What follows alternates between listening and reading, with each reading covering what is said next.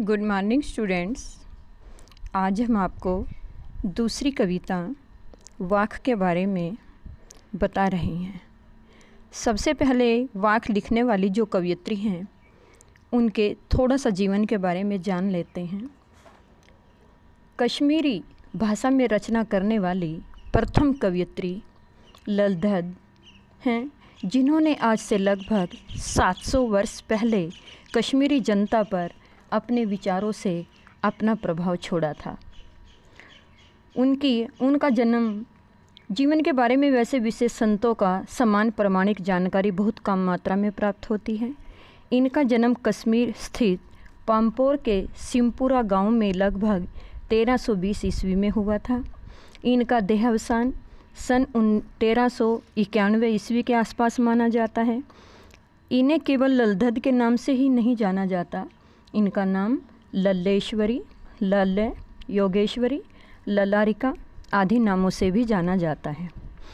इन्होंने जो रचनाएं लिखी या काव्य की रचना की, उनका लोक जीवन पर गहरा प्रभाव पड़ा। इनकी काव्य शैली में ये जो वाक है, वाक नाम दिया। जैसे हिंदी में कबीर के दोहे, मीराबाई के पद, तुलसीदास की चौपाइयाँ, रसखान के सवैये प्रसिद्ध हैं, उसी प्रकार ललदद की वाक प्रसिद्ध है।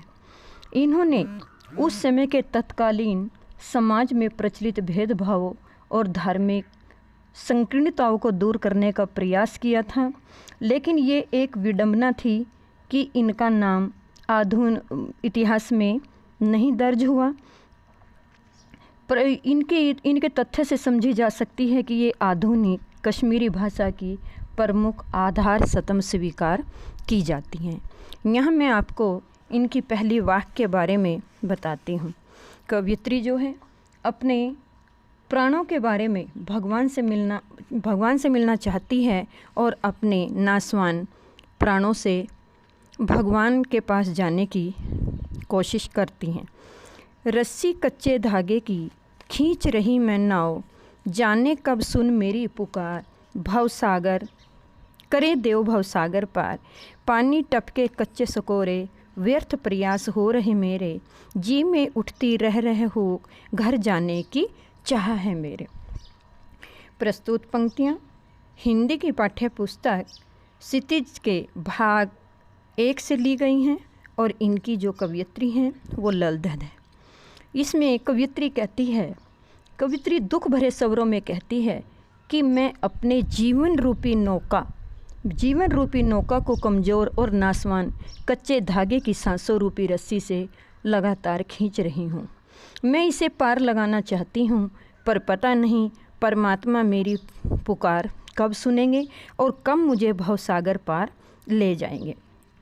पानी टपके कच्चे सकोरे, जैसे कच्चे मिट्टी के बर्तन में पानी डाल दो तो मिट्टी गल करके पानी नीचे निकल जाता है, उसी प्रकार मेरे किए हुए प्रयास जो हैं वो असफल हो रहे हैं। मेरे दिल में बार बार रह कर एक हुक उठती है, यानी कि एक टीस उठती है, एक दर्द उठता है, क्योंकि मैं जहाँ से आई थी वहीं अपने घर जाना चाहती हूँ। मुझे अपने घर जाने की चाहत जो है वो घेरे हुए है। दूसरी साखी, खा कर कुछ पाएगा नहीं, न खाकर बनेगा अहंकारी, सम खा तभी होगा संभावी, खुलेगी सांकल बंद द्वार की। कवयित्री कहती है कि हे मानव, यह संसार तो मायात्मक है। हे मानव, यह संसार तो मायात्मक है, तू इसके भ्रम में रहकर परमात्मा की प्राप्ति नहीं कर पाएगा। सुखों की प्राप्ति करता हुआ और नित तरह तरह के व्यंजन खाकर भी तू कुछ नहीं पाएगा। यदि बाह्याडंबर करता हुआ तू व्रत के नाम पर कुछ नहीं खाएगा तो स्वयं को संयमी मानकर तेरे अंदर अहंकार पैदा हो जाएगा। स्वयं को योगी सा तपस्वी संभावी, यानी कि सम को योगी सा तपी मानने लगेगा। यदि तू परमात्मा को वास्तव में पाना चाहता है तो अपने अंतःकरण और बाह्य इंद्रियों को अपने बस में कर, अपने तन मन पर नियंत्रण कर। जब तेरे अंदर समानता की भावना आ जाएगी, सम खा तभी होगा संभावी। जब तेरे अंदर समानता की भावना पैदा होगी तो तेरा मन मुक्त होगा, तेरे मन रूपी बंद द्वारों की जो सांकल है वो खुल जाएगी। यानी कि मन के ऊपर जहाँ पर्दा पड़ा हुआ है वो पर्दा हट जाएगा। तीसरी वाक्य में कवयित्री कहती है, अपना बहुत मार्मिक इन्होंने वर्णन किया है। आई सीधी राह से गई न सीधी राह, सुसुम सेतु पर खड़ी थी बीत गया दिन आहा, जेब टटोली कोड़ी न पाई माझी को दूं क्या उतराई। देखिए, इसमें कवयित्री ने कहा है कि जब मैं भगवान के घर से आई थी तो मैं बहुत सीधी थी, मेरे अंदर कोई छल कपट नहीं था।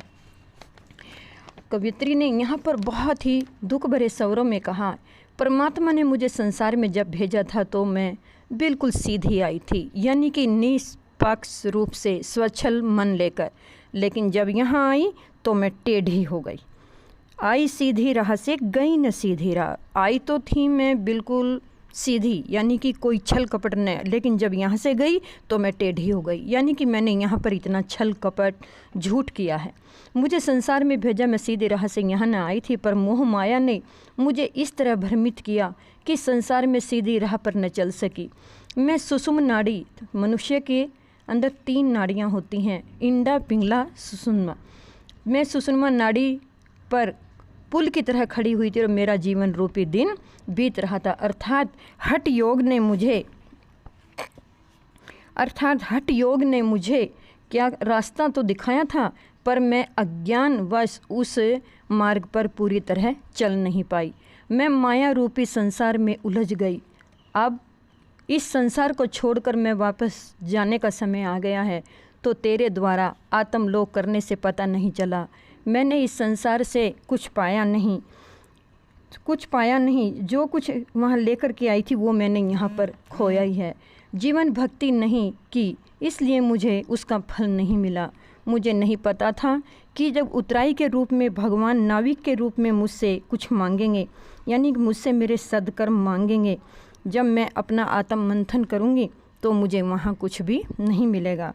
इसमें बताया, जेब टटोली कोड़ी न पाई माझी को दूं क्या उतराई।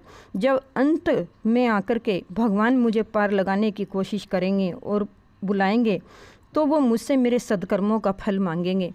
मैं अपना मन आत्म टटोलूँगी तो मेरे को वहाँ पर कुछ भी दे नहीं मिला, यानी कि मैं भगवान को क्या मेहनताना दूँ, वो भी मैं देने के लायक नहीं थी।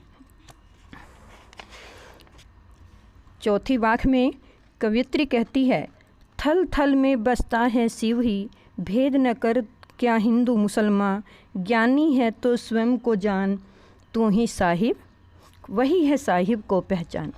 कवयित्री कहती है, शिव तो इस संसार में सर्वत्र विद्यमान है। प्रभु का स्वरूप तो प्रत्येक वस्तु में कण कण में सिमटा हुआ है। आप यदि हिंदू हैं या मुसलमान, उस परमात्मा को जानने पहचानने में कोई अंतर न करो। यदि आप ज्ञानवान हैं तो स्वयं को पहचाने। स्वयं को पहचानने का मतलब परमात्मा को पहचानना है, क्योंकि परमात्मा ही तो सबके जीवन का आधार है।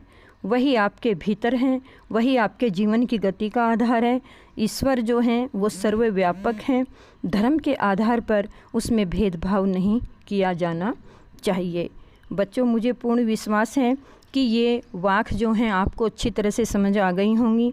इनका जो होमवर्क है, आप इस वाक्य को दोबारा दोहरा करके इनके जो प्रश्न हैं उन प्रश्नों को अपनी अभ्यास पुस्तिका में लिखेंगे और साथ में इनको लर्न भी करेंगे।